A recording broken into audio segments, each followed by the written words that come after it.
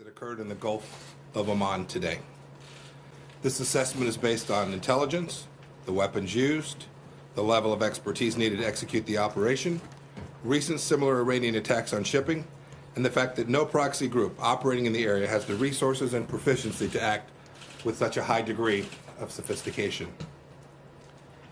This is only the latest in a series of attacks instigated by the Islamic Republic of Iran and its surrogates against American and allied interests. And they should be understood in the context of 40 years of unprovoked aggression against freedom-loving nations. On April 22nd, Iran promised the world that it would interrupt the flow of oil through the Strait of Hormuz. It is now working to execute on that promise.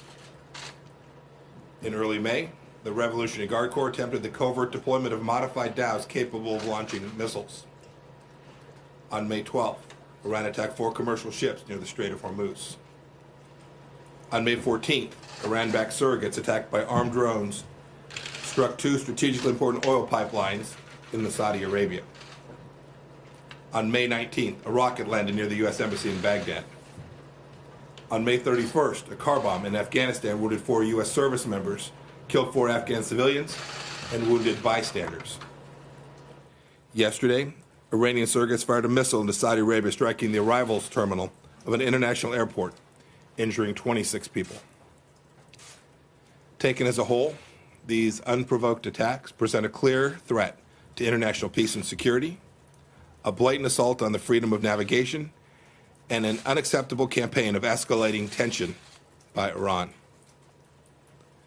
Prime Minister Abe made a historic trip to Iran to ask the regime to de-escalate and enter into talks. Iran's supreme leader rejected Prime Minister Abe's diplomacy today by saying he has no response to President Trump and will not answer. The supreme leader's government then insulted Japan by attacking a Japanese oil tanker just outside of Iranian waters, threatening the lives of the entire crew, creating a maritime emergency. Iran's foreign minister today responded to these attacks.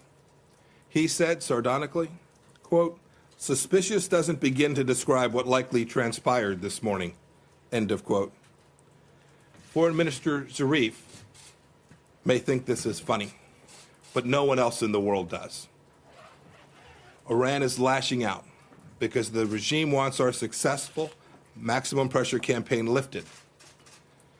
No economic sanctions entitle the Islamic Republic to attack innocent civilians, disrupt global oil markets, and engage in nuclear blackmail.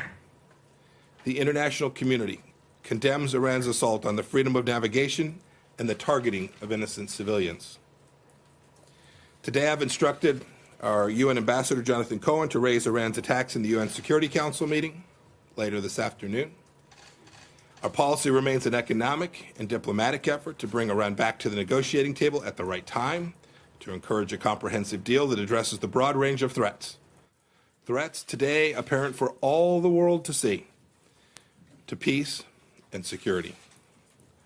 Iran should meet diplomacy with diplomacy, not with terror, bloodshed, and extortion. The United States will defend its forces, interests, and stand with our partners and allies to safeguard global commerce and regional stability. And we call upon all nations threatened by Iran's provocative acts to join us in that endeavor. Thank you.